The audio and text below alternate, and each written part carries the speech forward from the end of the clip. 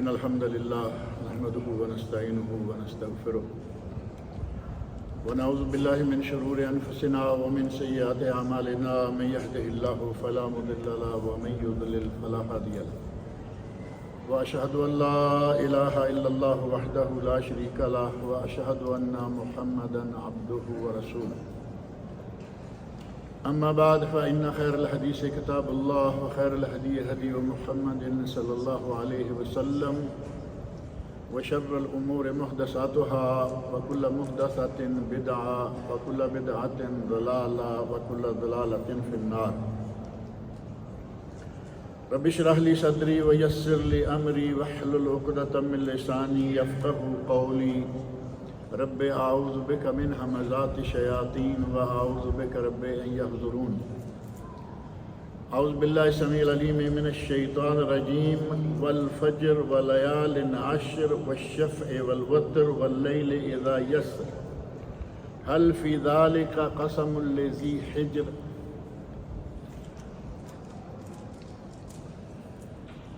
آج کل ہم جن ایام سے گزر رہے ہیں آپ کے علم میں ہے کہ یہ دو قسم کے عظیم موسم ہیں، دو موسم اکٹھے ہو گئے ہیں۔ ایک اشہر حرم کا موسم جو حرمت والے 4 مہینے ہیں، اور دوسرا موسم حج، دونوں ایک سے بڑھ کر ایک۔ حرمت والے مہینوں میں بھی مسلمان کا عمل یہ ہونا چاہیے کہ زیادہ سے زیادہ نیکی کرے اور جتنا ہو سکے زیادہ سے زیادہ گناہ سے بچنے کی کوشش کرے۔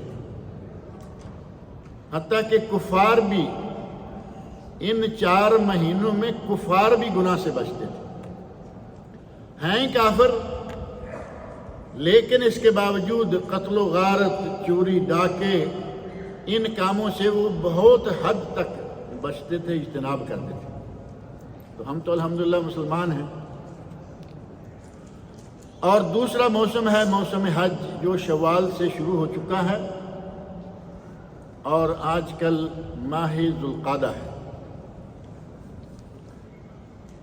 اور آگے عنقریب ہی اللہ رب العزت کو جیسے منظور ہوا، اتوار کو، پیر کو، کسی دن بھی ذوالحج شروع ہو سکتا ہے، اور یقیناً ہوگا۔ چاند چونکہ اللہ کے ہاتھ میں ہے، یہ تاریخ کوئی بتا دے کہ فلاں دن ذوالحج شروع ہوگا، یہ ناممکن ہے۔ اور ایسا آپ نے بہت دفعہ دیکھا اور سنا کہ سارے ملک کے کیلنڈر، سارے ملک کی تقویم ساری کی ساری ایک تاریخ بتا رہی ہے، جبکہ اس دن 30 ہے۔ تو یہ اللہ کے ہاتھ میں ہے کہ کب چاند نظر آئے گا، لیکن جیسے ہی چاند نظر آئے گا عشرۂ ذوالحج شروع ہو جائے گا۔ اور اس موسم حج کے یہ عظیم ترین 10 دن ہیں، عظیم ترین 10 دن۔ بلکہ حدیث میں آتا ہے کہ اس پوری دنیا کے جتنے بھی دن ہیں، ان تمام دنوں میں سے افضل ترین دن ہیں یہ 10 دن۔ اور اللہ رب العزت نے ان دنوں کی، ان راتوں کی قسمیں کھائی۔ اب اللہ رب العزت کسی چیز کی ایسے تو قسم نہیں کھاتا نا، جن جن چیزوں کی اللہ نے قسم کھائی ہے اس کی عظمت اللہ رب العزت نے دوبالا کر دی۔ اللہ رب العزت نے قرآن کریم میں سورۃ الفجر 30واں سپارہ ارشاد فرمایا، والفجر، قسم ہے مجھے فجر کی۔ امام ابن کثیر رحمۃ اللہ علیہ فرماتے ہیں اس سے مراد ذوالحج کی فجر ہے، ماہ ذوالحج کی۔ اور بعض نے کہا کہ یہ ذوالحج کی 9 تاریخ یوم عرفہ کی فجر کی قسم ہے۔ بعض اہل علم نے یہ بھی کہا کہ نہیں، محرم کی 1 تاریخ کی فجر کی قسم ہے، کیوں اس سے نیا سال شروع ہوتا ہے۔ اور کسی نے کسی دوسری بات کا ذکر کیا، لیکن سب سے معروف ترین قول یہ ہے کہ یہ عشرۂ ذوالحج کی فجر کی قسم ہے۔ اور اس کی وجہ کیا ہے؟ امام ابن کثیر رحمۃ اللہ فرماتے ہیں کہ اس کی وجہ، اور اسی طرح امام ضحاک رحمہ اللہ جو بہت بڑے مفسر گزرے ہیں، وہ بھی کہتے ہیں کہ اس فجر کو عشرہ ذو الحج کی فجر ماننا اس لیے بھی ضروری ہے کہ اس کے ساتھ ہی اللہ رب العزت نے ارشاد فرما دیا ہے والفجر ولیال عشر، والفجر ولیال عشر، فجر کی قسم اور 10 راتوں کی قسم۔ اور ان 10 راتوں کے بارے میں صحابہ کرام میں کوئی اختلاف نہیں تھا، اور ائمہ میں، علماء میں کوئی اختلاف نہیں کہ یہ لیال عشر جو ہے یہ عشرہ ذو الحج ہی ہے۔ والفجر ولیال عشر والشفع والوتر، قسم ہے شفع کی، جوڑی کی، اور یہ جوڑی کون سا دن ہے؟ 10 محرم، 10 ذو الحج، 10 ذو الحج یوم نحر، اور اسے ہی یوم العید بھی کہا جاتا ہے، اور اسے ہی یوم الحج الاکبر بھی قرار دیا گیا۔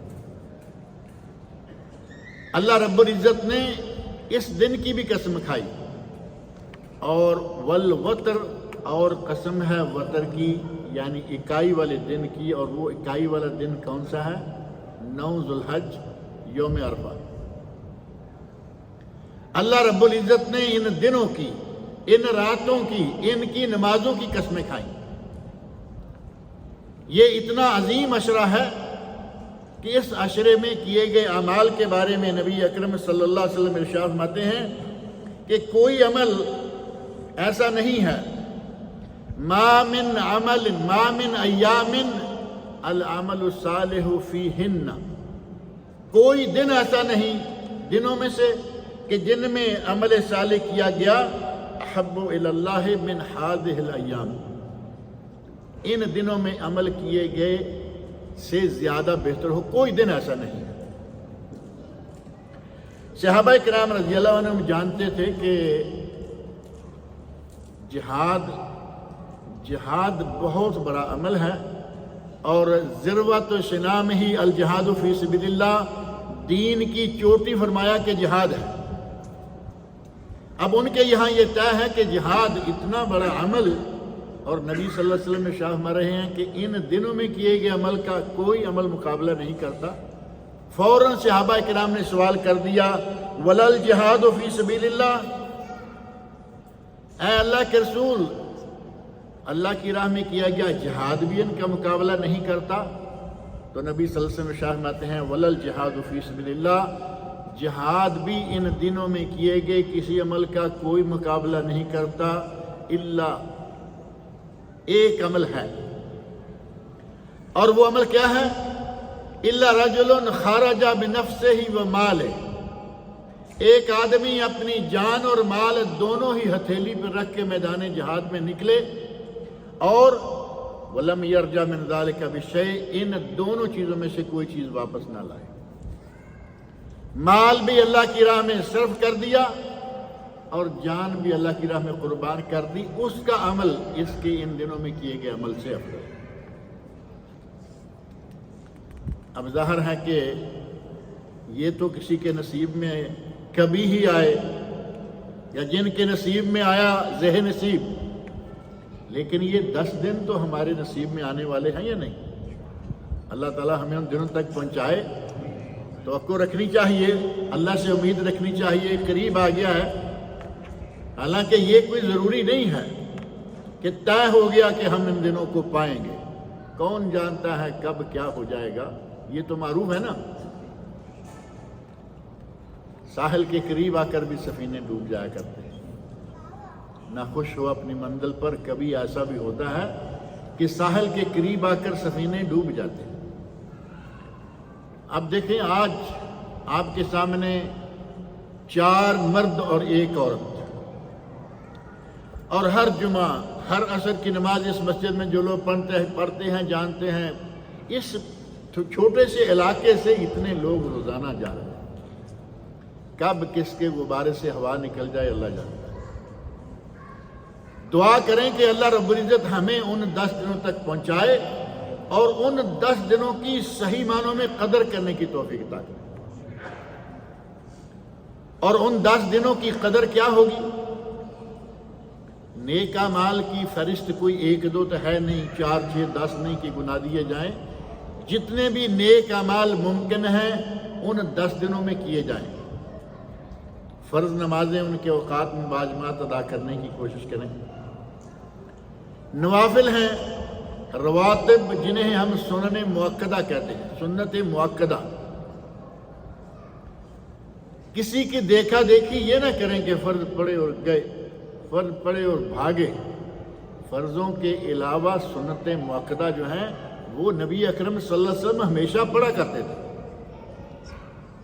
نمازوں سے پہلے بھی ہیں، فرضوں سے پہلے بھی ہیں، فرضوں کے بعد بھی ہیں.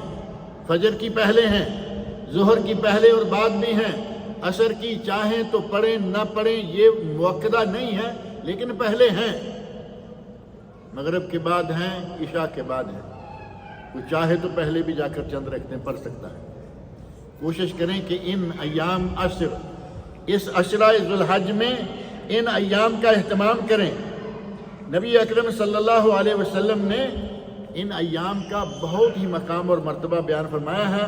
حتیٰ کہ صحیح بخاری، صحیح مسلم، ترمذی، ابن ماجہ اور سنن کبریٰ بہقی، مصنف عبدالرزاق، حدیث کی بہت ساری کتابوں میں نبی اکرم صلی اللہ علیہ وسلم نے جو فرمایا ہے کہ ان دنوں میں کیا گیا عمل کا مقابلہ کوئی عمل نہیں کرتا. بلّہ جہاد و فی سبیل اللہ، جہاد بھی نہیں سوائے اس ایک آدمی کے جو جان اور مال دونوں ہی اللہ کی راہ میں ادا کرتا. اور انہی دنوں میں دیگر اعمال کے علاوہ سب سے پہلے جو عمل آتا ہے وہ حج ہے. جن لوگوں کو اللہ نے توفیق دی ہے حج کر چکے ہیں، اللہ تعالیٰ قبول فرمائے. اور جن کو ابھی تک اللہ نے توفیق نہیں دی، اللہ رب العزت انہیں توفیق دے.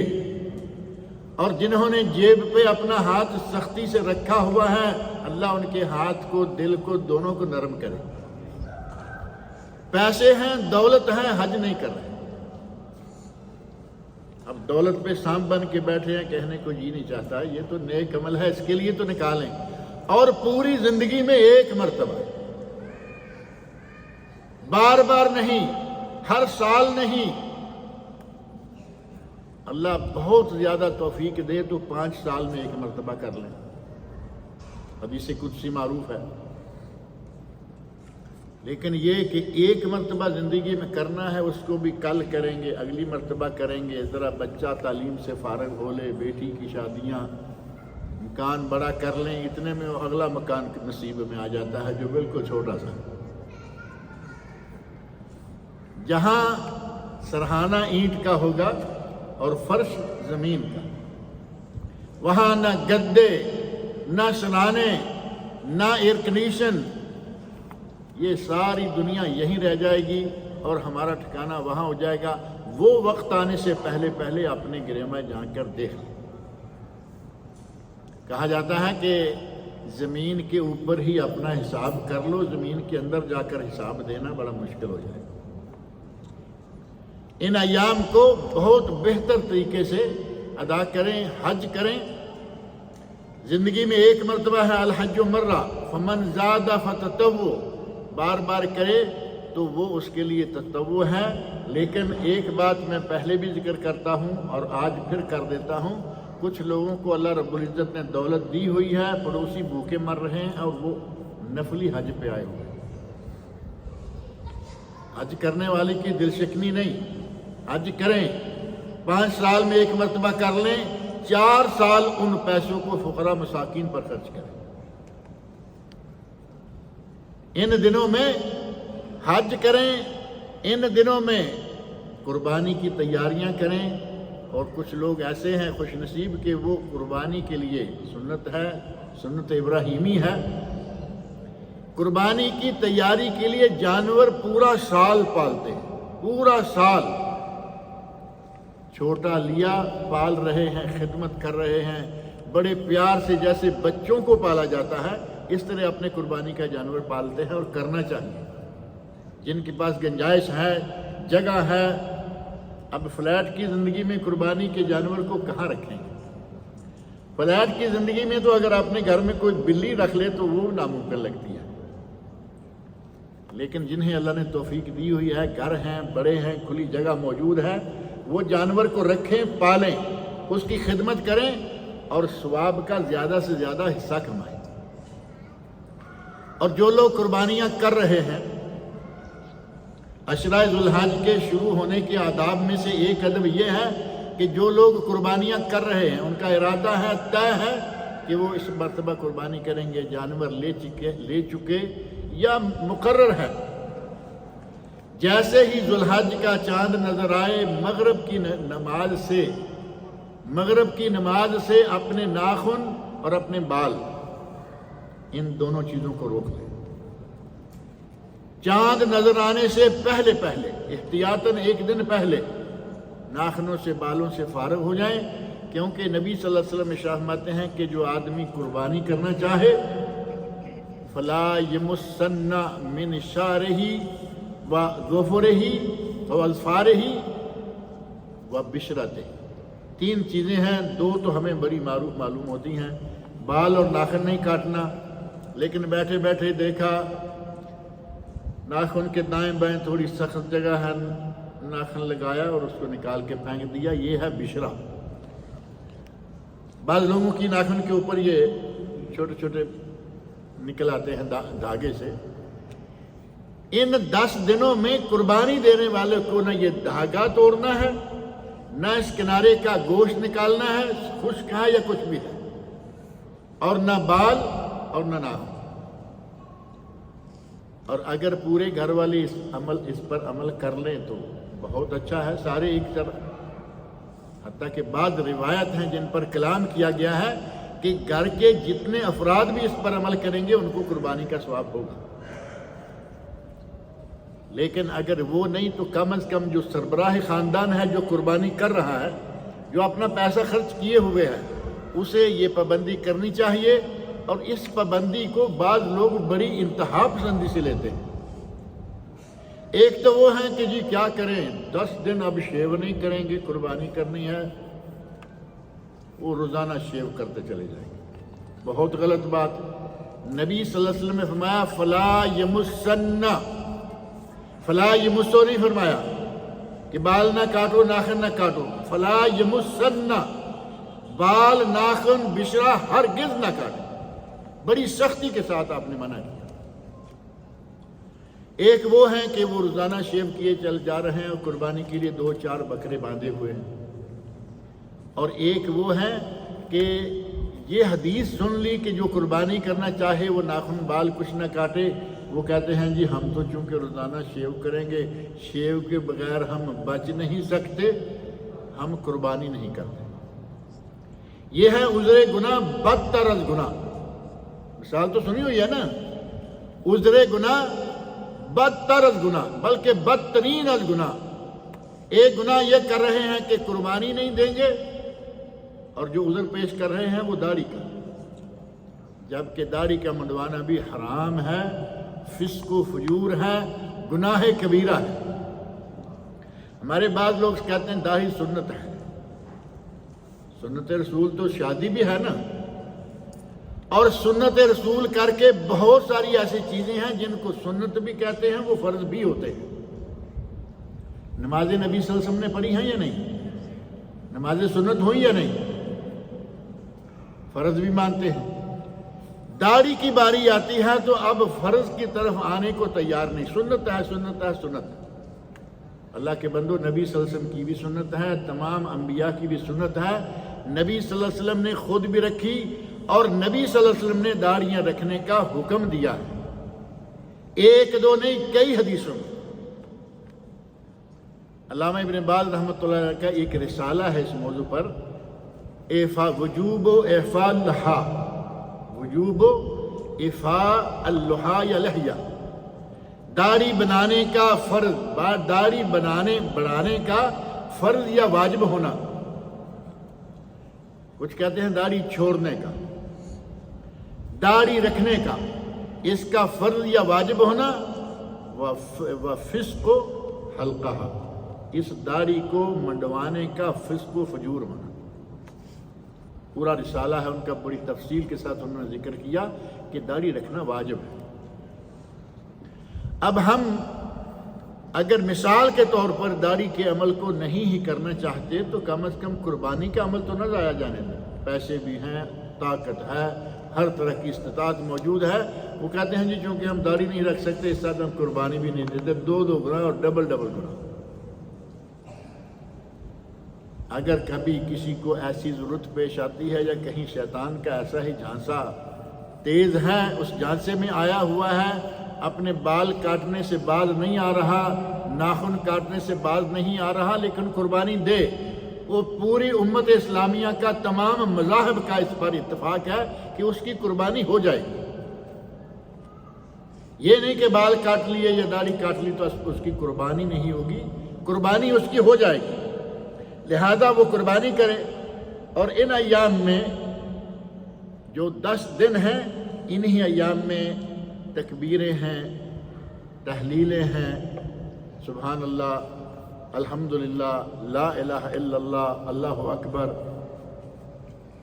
حضرت عبداللہ بن عمر رضی اللہ عنہما اور حضرت ابو ہریرہ رضی اللہ عنہ یہ دونوں بازار میں نکل جاتے اور بازار میں جا کر تکبیریں کہنا شروع کر دیتے. اللہ اکبر، اللہ اکبر، لا الہ الا اللہ، واللہ اکبر، اللہ اکبر وللہ الحمد.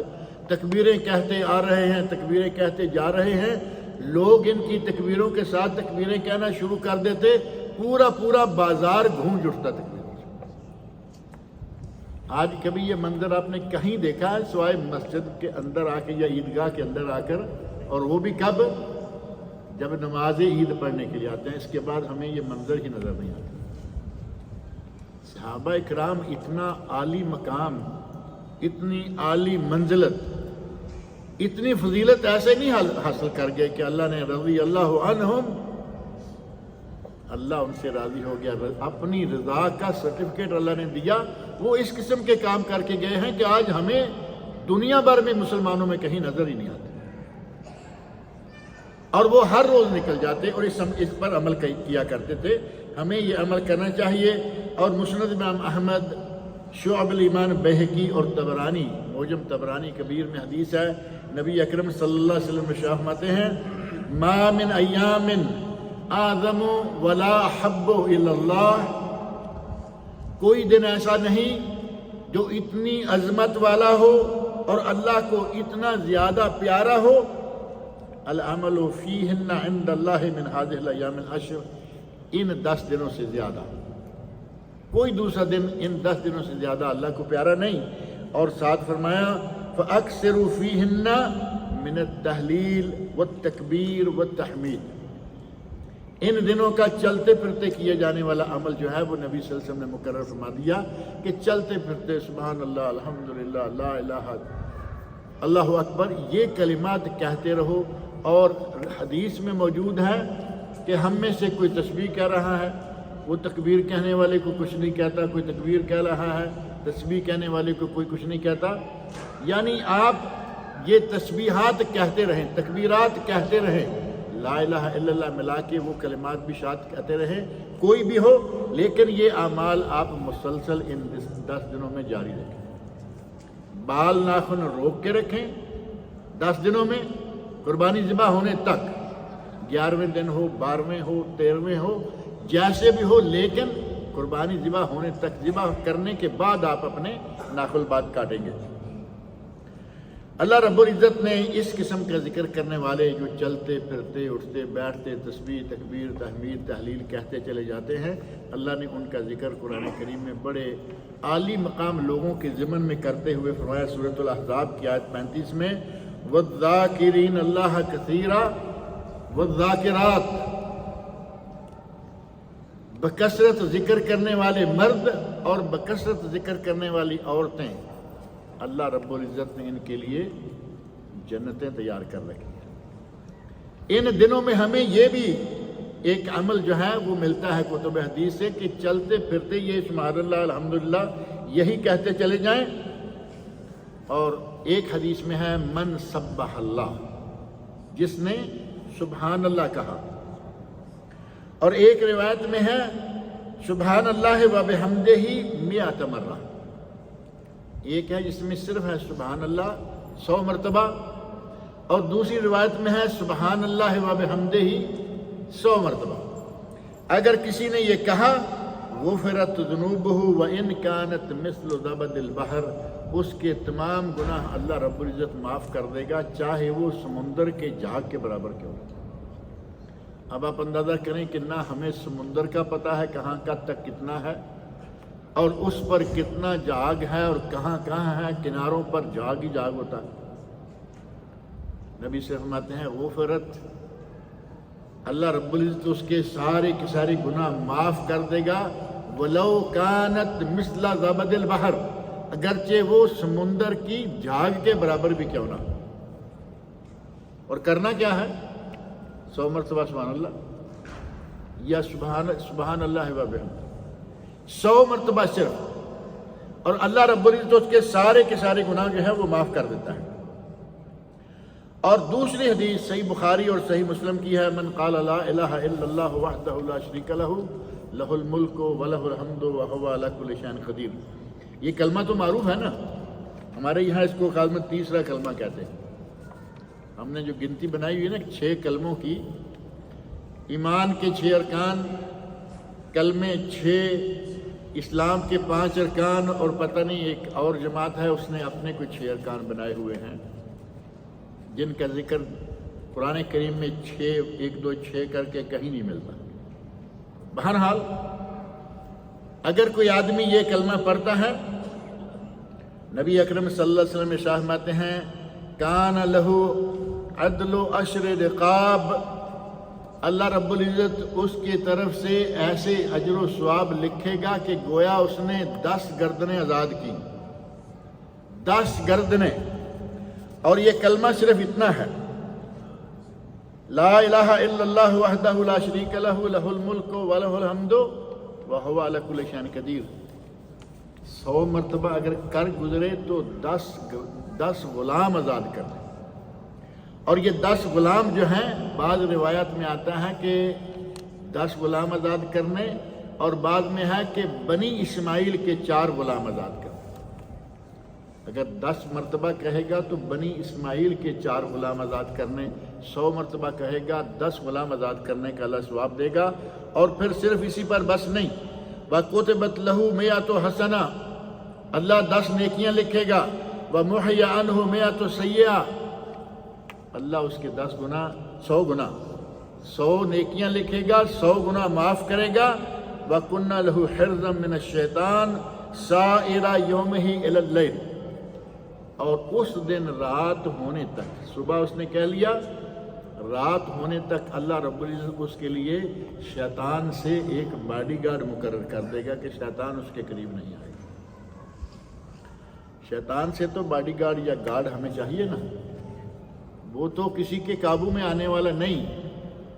اب کسی کے قابو میں آنے والا نہیں تو اللہ رب العزت نے ایک بہترین طریقہ جو ہے وہ یہ بتا دیا، نبی اکرم صلی اللہ علیہ وسلم کی زبان مبارک سے ہمیں وہ ہتھیار دے دیا کہ شیطان آپ کے قریب تک نہیں آئے گا۔ یہ کلمہ 100 مرتبہ کہہ لو، یہ کلمہ آپ کے لیے باڈی گارڈ بن جائے گا، اللہ رب العزت کی طرف سے باڈی گارڈ مقرر ہو جائے گا۔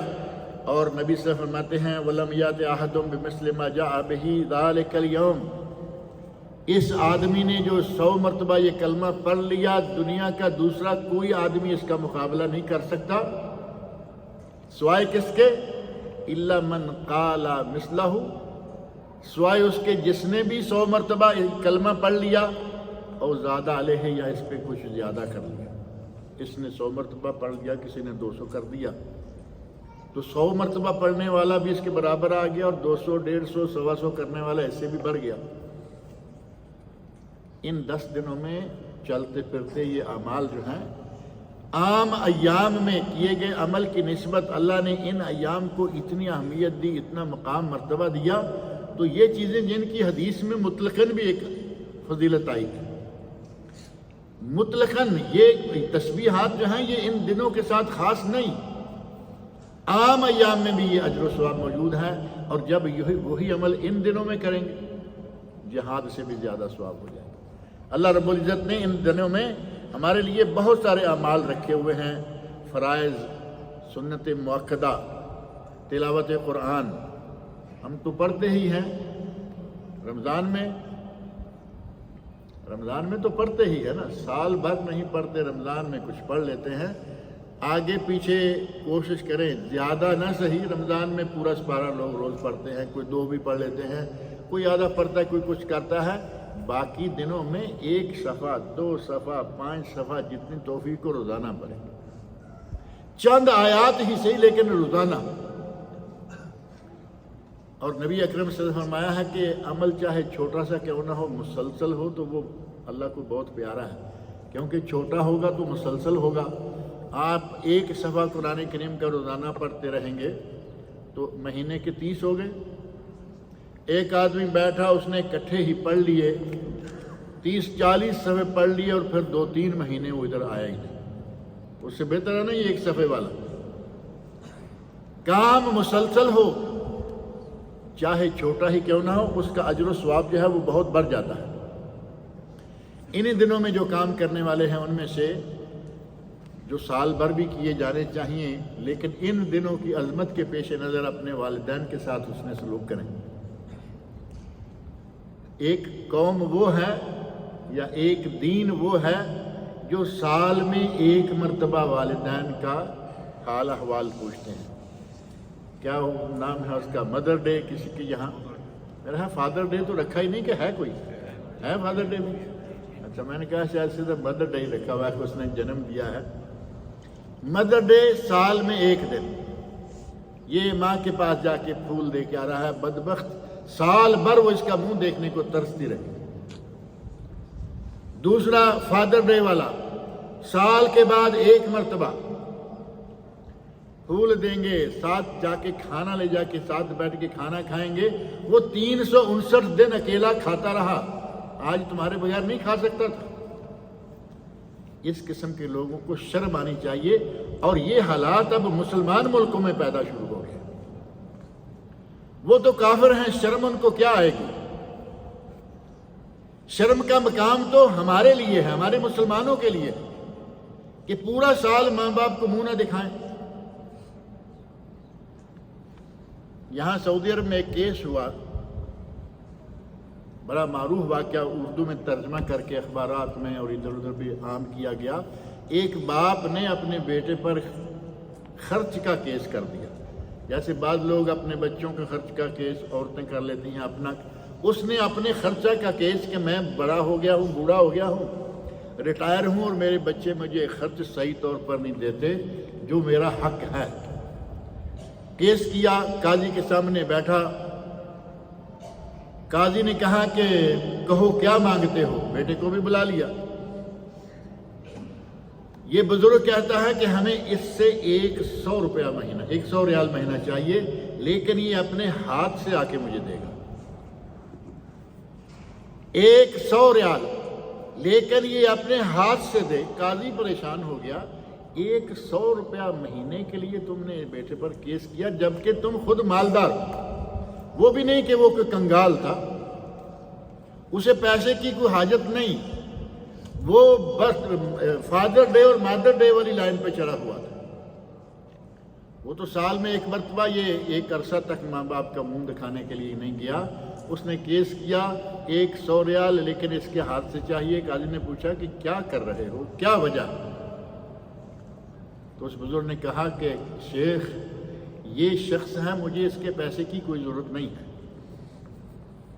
اگر یہ خود کبھی آتے جاتے رہتا میں اسی شکل دیکھتا، مدتیں ہو جاتی ہیں یہ شکل تک نہیں دکھاتا، اور یہ ہاتھ سے دینے کی شرط میں نے صرف اس لیے لگائی ہے کہ چلو 100 ریال لے کے میرے سامنے آئے گا، میں اس کا منہ تو دیکھ لوں گا۔ اس قسم کے کمبخت لوگ دنیا میں بے شمار ہیں۔ ہمیں چاہیے کہ ان 10 دنوں میں نہیں بلکہ سال بھر اپنے ماں باپ کے ساتھ تعلق قائم رکھیں۔ دور ہیں، مجبوریاں ہیں، لیکن ٹیلی فون ہیں، آج کل تو فری ٹیلی فون ہے، سارے فری ٹیلی فون، اور ساتھ فری ویڈیو کال۔ آپ کے ماں باپ آپ کا چہرہ، آپ کی شکل دیکھ کے خوش ہو جائیں، اور کیا چاہیے؟ اور اتنے فری انتظامات موجود ہیں، اس کے باوجود مدتیں گزر جاتی ہیں، نہ ویڈیو، نہ آڈیو، نہ سلام، نہ علیک۔ یہ انتہائی ظلم ہے۔ قرآن کریم میں اللہ رب العزت نے جو مقام و مرتبہ بیان فرمایا ہے، نبی صلی اللہ علیہ وسلم نے جو احادیث میں مقام و مرتبہ بیان فرمایا، ان کے ذکر کا موقع نہیں ہے۔ ہمیں چاہیے کہ کم از کم ان دنوں میں بھی کوشش کریں کہ دیگر امور کے علاوہ اپنے والدین کے ساتھ حسن سلوک کریں، ان کے ساتھ ان کی خدمت کریں، بڑھ چڑھ کر ان کی خدمت کریں، ان دنوں میں ان کو خوش اور راضی رکھیں۔ اور صلہ رحمی ہر حال میں ہونی چاہیے یا یہ بھی صرف انہی دنوں میں کافی؟ خالہ ہے، ماموں ہے، پھوپھی ہے، چچا ہے، تایا ہے، بہنیں ہیں، بھائی ہیں، یہ سارے لوگ اقارب ہیں نا، یہ رحم والے ہیں سارے، ان کے ساتھ تعلقات قائم رہنے چاہیے۔ تعلقات میں کبھی کبھی تھوڑی بہت کمی بیشی آ سکتی ہے، نرمی گرمی، ظاہر ہے کہ انسان ہے، لیکن ایک مرتبہ کسی وجہ سے ناراضگی ہو گئی اور اب ساری عمر کے لیے کینسل، کہتے ہیں جی کٹی ہماری۔ یہ کٹی رشتہ داروں کے ساتھ 3 دن کی مہلت دی نبی اکرم صلی اللہ علیہ وسلم نے۔ 2 مسلمان چاہے وہ رشتہ دار نہیں بھی، 3 دن سے زیادہ ان کو ناراض نہیں رہنا چاہیے، آپس میں معاملہ صفائی کر لینی چاہیے۔ ہم تو ماں باپ کے ساتھ سالوں ناراض رہتے ہیں، بہنوں بھائیوں کے ساتھ سالوں ناراض ہیں۔ صلہ رحمی یہ ان ایام میں خاص طور پر کریں، اور اپنے پڑوسیوں سے، عام لوگوں سے حسن سلوک سے پیش آئیں۔ ہم اپنے لیے جانور قربان کرنے کے لیے تیار ہیں، پڑوسی کے لیے تھوڑا سا تو دل میں مقام رکھیں۔ پڑوسی کو تھوڑا سا کبھی کھانا پکا ہوا بھیج دیجئے، کبھی کوئی چیز آئی، نئی چیز آئی، پڑوسی کے گھر میں دے دیں، اور پڑوسیوں کو چاہیے کہ قبول کر لیں۔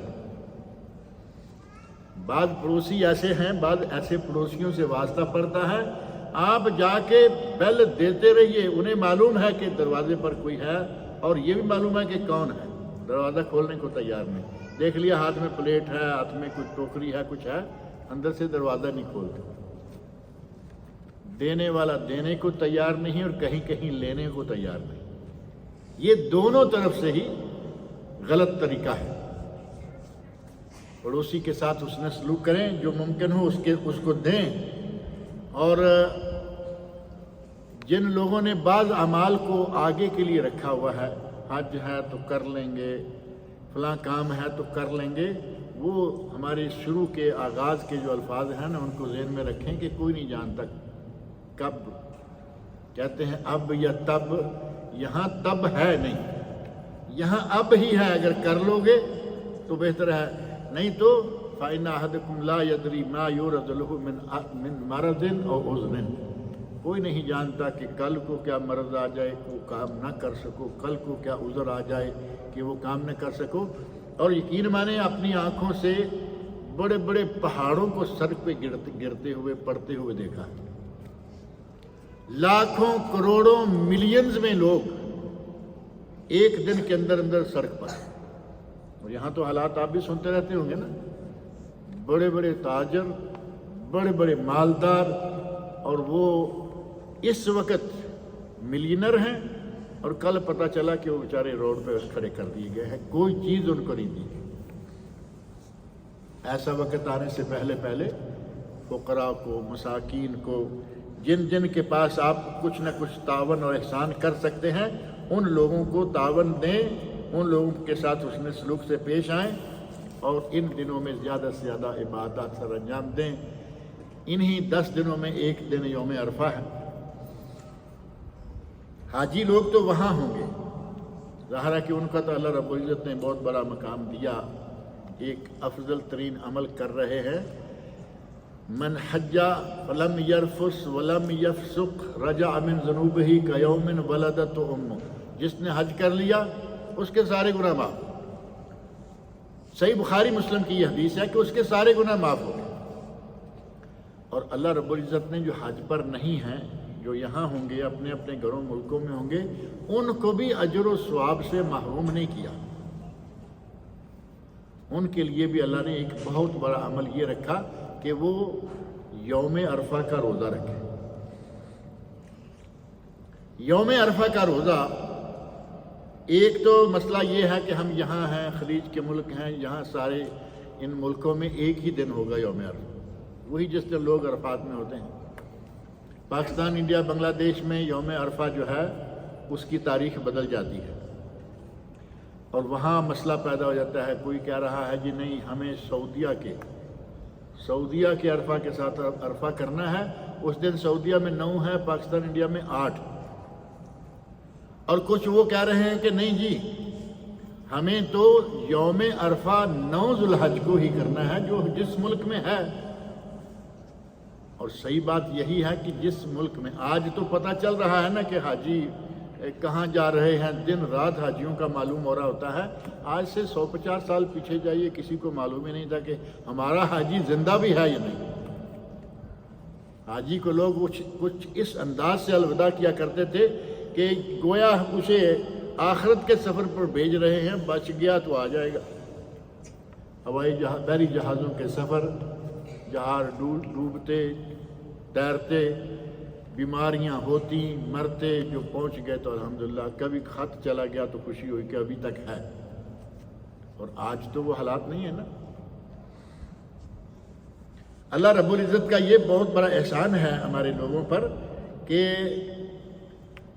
آج حالات بہت اچھے ہو چکے ہیں۔ پاکستان، انڈیا، بنگلہ دیش کے لوگ دیکھ لیتے ہیں کہ حاجی کہاں ہیں، چلیے آپ کو پتہ چل رہا ہے کہ صبح یہ عرفات جانے والے ہیں، آپ بھی روزہ رکھ لیجیے، کوئی منع ہے؟ ان 9 دنوں میں مسلسل غیر حاجی روزہ رکھ سکتا ہے، 9 دن، کیونکہ عید کا دن روزہ رکھنا منع ہے، اور حاجیوں کے لیے یوم عرفہ کا روزہ بھی منع ہے۔ حاجیوں کو یوم عرفہ کا روزہ رکھنا منع ہے۔ صحیح حدیث میں موجود ہے کہ نبی صلی اللہ علیہ وسلم روزہ نہیں رکھے ہوئے تھے۔ ہمارے یہاں حج مبرور کے لیے ہر آدمی کی خواہش ہے کہ یا اللہ میرا حج مبرور ہو جائے، اور بہت اچھی خواہش ہے، لیکن جب حج سارے کا سارا اپنی مرضی سے کریں گے یا اپنے صرف مولوی کی مرضی سے کریں گے، اس کی مرضی میں نہ قرآن کریم کی کوئی آیت شامل ہے، نہ نبی صلی اللہ علیہ وسلم کا کوئی عمل یا حدیث شامل ہے، وہ اپنی مرضی کے حج کا طریقہ سکھلا کے بھیج رہا ہے۔ جب حج وہ کریں گے جو نبی صلی اللہ علیہ وسلم والا نہیں ہے تو اسے مبرور مان لیا جائے گا؟ حج مبرور مقبول وہ ہوگا جو نبی صلی اللہ علیہ وسلم کے طریقہ کے مطابق مسنون حج کیا جائے۔ حاجی لوگ نبی صلی اللہ علیہ وسلم میدان عرفات میں روزے سے نہیں ہیں، حدیث معروف ہے نا، حضرت ام الفضل کا نبی صلی اللہ علیہ وسلم کو دودھ کا پیالہ پیش کرنا اور آپ کا پی لینا، تفصیل میں نہیں جاتی۔ نبی صلی اللہ علیہ وسلم نے روزہ نہیں رکھا ہوا، ہمارے حاجی وہاں جا کے روزہ رکھتے۔ نبی صلی اللہ علیہ وسلم نے میدان عرفات میں ظہر اور عصر اکٹھی کر کے ظہر کے وقت میں پڑھی، ہمارے حاجی دونوں نمازیں الگ الگ اوقات میں پڑھتے ہیں اور پوری پڑھتے ہیں۔ تمہارا مبرور، اللہ تمہارا حج قبول کر لے، جس انداز سے تم حج کرتے ہو مبرور ہونے میں خدشہ۔ نبی اکرم صلی اللہ علیہ وسلم نے مزدلفہ میں جا کر مغرب اور عشاء مغرب کے وقت میں قصر کر کے پڑھی، یہ دونوں نمازیں وہاں بھی جا کے پوری پڑھتے ہیں۔ اب جمع تو ان کی مجبوری ہے کہ وہاں جمع ان کو کرنی ہی پڑے گی، کیونکہ مغرب کا تو وہاں پہنچنا ممکن ہی نہیں ہوتا نا۔ سنت کے مطابق عمل کریں۔ منا میں نبی صلی اللہ علیہ وسلم نے نمازیں قصر کیں، لیکن اپنی اپنی اوقات میں، ساری نمازیں 5 اوقات میں پڑھیں لیکن قصر پڑھیں۔ یہ 5 اوقات میں تو پڑھیں گے لیکن اپنی دل کی قصر نکالیں گے، وہاں بھی پوری نمازیں پڑھیں گے۔ سنت پر عمل کرتے ہوئے پورا حج ادا کریں تاکہ حج مبرور ہو۔ حاجیوں کو اللہ تعالیٰ سارے گناہ بخش دیتا ہے۔ جو غیر حاجی ہیں دنیا بھر کے، وہ اگر روزہ رکھ لے یوم عرفہ کا روزہ، تو اس کے لیے بہت بڑا عمل ہے یہ۔ نبی اکرم صلی اللہ علیہ وسلم ارشاد فرماتے ہیں احتسب علی اللہ ان یکفر السنتین، صوم یوم عرفہ، یوم عرفہ کے دن کا ایک روزہ، مجھے اللہ سے امید ہے کہ یہ 2 سالوں کے گناہوں کا کفارہ ہو جائے گا۔ الماضیہ والآتیہ، یا ماضیہ اور مستقبلہ دونوں الفاظ موجود ہیں۔ آنے والے سال کے گناہ بھی سارے اللہ معاف کرے گا، اور گئے سال کے 2 سالوں کے گناہ تو ہم یہاں اپنے گھروں میں رہتے ہوئے بھی معاف کروا سکتے ہیں۔ اور ہندوستان پاکستان میں تو اور بھی فائدہ ہے، وہ 8 کا بھی رکھ لے 9 کا بھی رکھ لیں، اگر اس اختلاف سے نکلنا ہے تو پھر یہ کیا ضروری ہے کہ ہم 8 کا رکھیں گے 9 کا چھوڑ دیں گے؟ بھائی 9 کا بھی رکھ لو۔ ہمارے ملکوں کے سابقہ 1400 سال کا عمل یہی ہے کہ 9 تاریخ کو روزہ رکھا جایا کرتا تھا، اس پہ عمل ہو گیا اور وہی صحیح تر بھی ہے، اور ساتھ ہی 8 کا بھی رکھ لیں۔ سعودی عرب میں 8 کو اس وقت آپ دیکھ رہے ہیں، حاجی نہ رکھیں لیکن باقی لوگ 8 کا 9 کا روزہ رکھیں، بہت ہی بڑا اجر و ثواب نبی اکرم صلی اللہ علیہ وسلم نے بیان فرمایا ہے۔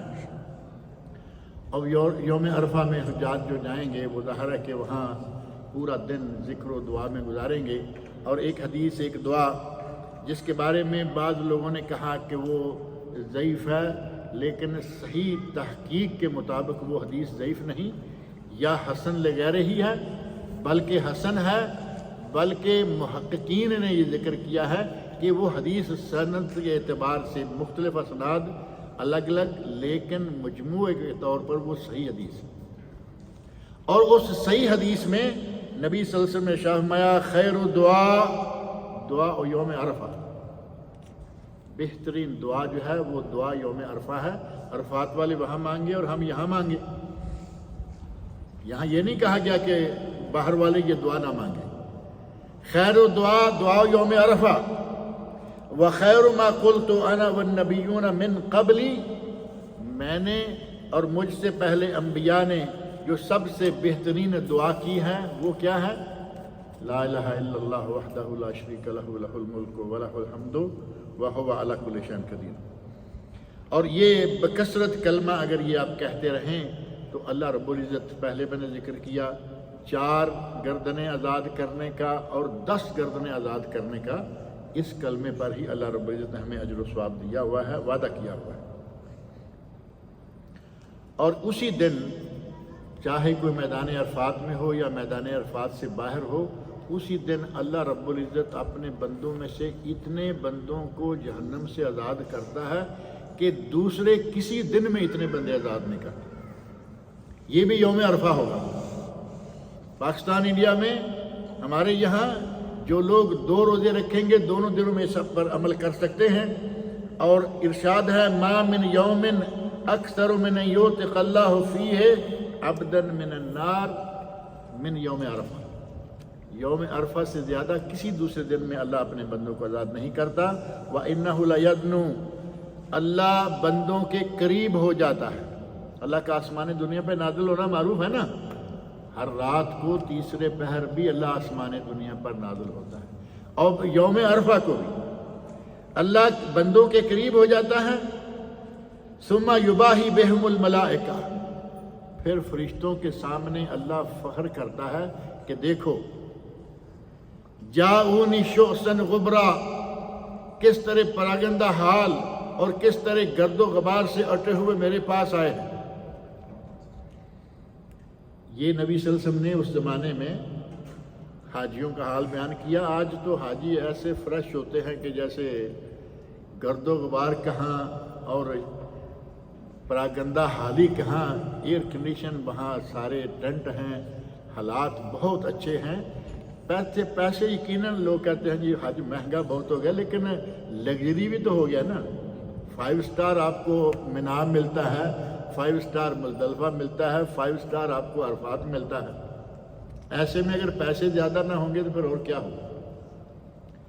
اللہ اپنے بندوں کے قریب ہو جاتا ہے، فرشتوں پر فخر کرتا ہے اور فرشتوں سے کہتا ہے ماذا اراد ہؤلاء، اے لوگو، اے فرشتوں، ما اراد ہؤلاء، یہ لوگ کیا چاہتے ہیں؟ حالانکہ وہ جانتا ہے کہ اس کے بندے عرفات میں آئے ہوئے ہیں کیا چاہتے ہیں۔ ما اراد ہؤلاء، اور ایک روایت میں ہے اللہ ارشاد فرماتا ہے اشہدوا ملائکتی انی قد غفرت لہم، اے میرے فرشتوں گواہ ہو جاؤ کہ آج میں نے ان سب کو بخش دیا۔ یہ بھی یوم عرفہ کا دن ہے ہمارے لیے، ان لوگوں کے لیے جو حاجی کے مقام پر ہوں گے، جو جہاں بھی ہوگا زیادہ سے زیادہ ذکر و اذکار میں مشغول رہے، اور یہ کلمہ جو مخصوص ہے اس کو اپنی زبان پر جاری رکھے، لا الہ الا اللہ وحدہ لا شریک لہ لہ الملک و لہ الحمد وہو علی کل شیء قدیر۔ اللہ رب العزت مجھے اور آپ سب لوگوں کو نیک عمل کی توفیق عطا فرمائے، اور عشرۂ ذوالحج شروع ہونے سے پہلے ناخن بال کا ذرا اسپیشل خیال کر لیں۔ کیا والدہ اور فوت شدہ والد کی جانب سے ایک قربانی دی جا سکتی ہے یا 2 دیں؟ آپ کا اختیار ہے، 1 دیں 2 دیں، انشاءاللہ جو بھی آپ کریں گے عند اللہ مقبول ہوگا۔ لیکن اگر آپ الگ سے نہیں بھی دیتے، اپنی قربانیاں 2 آپ 3 دے رہے ہیں، ان میں والدین کو بھی شامل کر لیں، ان کو بھی انشاءاللہ ثواب جائے گا۔ اصل میں مسئلہ یہ ہے کہ فوت شدہ کی طرف سے قربانی ہوتی ہے یا نہیں، اس پر 2 رائے ہیں۔ ایک رائے ہے کہ نہیں ہوتی۔ اب نہیں ہوتی کا معنی یہ تو نہیں ہے نا کہ وہ ضائع جائے گی، صدقہ ہو جائے گا، قربانی نہ ہوئی۔ اسی لیے ان علماء نے کہا کہ اگر تم کہتے ہو کہ نہیں ہوتی تو صدقہ ہو جائے گا، اور جو کر رہا ہے وہ اس جانور کا گوشت تقسیم کر دے، کیونکہ صدقہ کا گوشت خود تو نہیں کھانا نا۔ ایک جانور گھر والوں کی طرف سے، ایک فوت شدہ کی طرف سے، فوت شدہ والا پورا بانٹ دیں اور گھر والا جو ہے وہ سارے کا سارا بے شک کھا لیں، انشاءاللہ کوئی حرج نہیں ہے۔ اور دوسرا ایک رائے یہ کہ نہیں ہوتی، دوسری رائے یہ کہ ہو جاتی ہے، اور بہتر اور طریقہ اختلاف سے نکلنے کا یہ ہے کہ آپ اپنی قربانی میں والدین کو، والد ہے والدہ ہے یا جس کو آپ قربانی میں شامل کرنا چاہتے ہیں فوت شدگان میں سے، آپ کی نیت تھی کہ ہم 1 بکرا کریں گے، 2 کر لیجئے، 3 کر لیجئے، اور اپنے ساتھ ہی اپنے فوت شدگان کو شامل کر لیجئے۔ اور فوت شدگان کو شامل کرنے کی ایک حد ہے، والدین کو کر لیں، دادا دادی نانا نانی کو کر لیں، کسی بھائی بہن کو کر لیں، ہمارے یہاں شامل کرنے کی بھی ایک انتہا ہے۔ کہتے ہیں کہ میری اس قربانی میں تمام انبیاء و رسل، آدم علیہ السلام سے لے کر نبی صلی اللہ علیہ وسلم، سارے نبی، تمام اولیاء، صدیقین، شہداء، اللہ کے بندے 4 بوٹیاں تم دے رہے ہو اور پوری دنیا کو تم اس میں شامل کر دو۔ جتنی حد ہے وہاں تک رہیں، اپنے والدین کو شامل کر لیا۔ ہمیں معلوم ہے کہ انبیاء، صالحین، صدیقین، انہیں ہماری نیکیوں کی ضرورت ہے کوئی؟ ہمارے والدین کو ضرورت ہے۔ ہمیں معلوم ہے کہ 1000 پارسا ہوں گے لیکن گناہ ہوتے ہیں، ان کے لیے کریں۔ اب اتنا لمبا بھی نہ اپنا ہاتھ کھول دیں کہ آپ انبیاء صالحین کو بھی شامل کر دیں۔ فوت شدہ کی جانب سے دی گئی قربانی کے گوشت کیا ہم کھا سکتے ہیں؟ بہتر یہ ہے کہ وہ نہ کھائیں، وہ صدقہ کر دیں، جیسا میں نے پہلے عرض کیا ہے۔ قربانی کرنے والے کے لیے بال اور ناخن کاٹنے کا کیا حکم ہے؟ یہ بات میں نے ذکر کر دی ہے۔ بہتر افضل ترین شکل یہ ہے نہ کاٹے، اور جو گھر کا سربراہ ہے وہ تو خاص طور پر نہ کاٹے، اور گھر کے دوسرے لوگ بھی اگر نہ کاٹیں گے تو انشاءاللہ اجر و ثواب ہوگا۔ لیکن اگر دوسرے لوگ کاٹ لیتے ہیں تو وہ یہ سوید میں شامل نہیں ہوں گے۔ اگر کسی قربانی کرنے والے کا ناخن یا کوئی بال ٹوٹ جائے تو اسے تکلیف دے رہا ہو تو اسے کاٹ سکتے ہیں، اسے آپ احرام کی حالت میں بھی کاٹ سکتے ہیں۔ اب اس سے بڑھ کر تو یہ دن نہیں ہے نا۔ احرام کی حالت میں بھی وہ بال جو آپ کو تکلیف دے رہا ہے، بعض لوگوں کی آنکھ میں بال الٹے سلٹے ہو جاتے ہیں، ہم نے دیکھا کئی لوگوں کو نکلواتے ہوئے کہ وہ مسلسل چبھ رہا ہے، نکلوا دیجیے۔ ناخن پاؤں کا، ہاتھ کا کوئی ٹوٹ گیا ہے، چادر کو، احرام کو، کپڑے کو لگ رہا ہے، جیسے لگتا ہے جان نکل جاتی ہے، کاٹ دیجیے۔ اب اس کو اتنا کاٹیں جتنا تکلیف دے رہا ہے۔ اب یہ تو نہیں ہے نا کہ آپ کہیں کہ اب کاٹ تو دیا ہے، جیسے لوگ کہتے ہیں فوٹو تو نیگیٹو تو بن ہی گیا ہے، چلیے 1-2 ٹیبل پہ رکھنے کے لیے، 2 دیوار پر نیگیٹو بن گیا ہے، مجبوری تھی اقامے کے لیے آپ نے بنوایا، پاسپورٹ کے لیے میں، بس اب ٹیبل پہ سجانے کے لیے فوٹو کا کام نہ لیں۔ ہم سعودی عرب میں رہتے ہیں اور قربانی پاکستان یا انڈیا میں یا کسی اور ملک میں کرتے ہیں، تو اپنے بال ناخن جب قربانی ہو جائے گی تو بال ناخن کٹوائیں، وہ جس ملک میں بھی ہیں اس ملک کی عید کا حساب رکھیں۔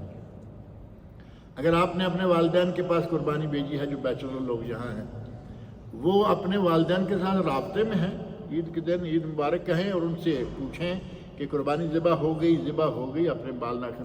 اب یہاں کی عید آپ کو اسی طرح پڑھنی ہوگی کیونکہ آپ کی قربانی ابھی ذبح نہیں ہوئی۔ کہتے ہیں کہ یا قربانی وہاں دیں اور بال یہاں سعودی عرب میں عید پڑھ کے جب قربانی کے بعد بال کاٹنے ہیں تو سعودی عرب کی عید پڑھ لیں اسی طرح جیسے 10 دن گزر گئے ہیں، یہ اگلا دن بھی انشاءاللہ آرام سے گزر جائے گا۔ اللہ رب العزت مجھے اور آپ سب لوگوں کو نیک عمل کی توفیق عطا فرمائے۔ اللہ تعالیٰ آئندہ دنوں میں زیادہ سے زیادہ نیک عمل کرنے کی توفیق سے بھی نوازے۔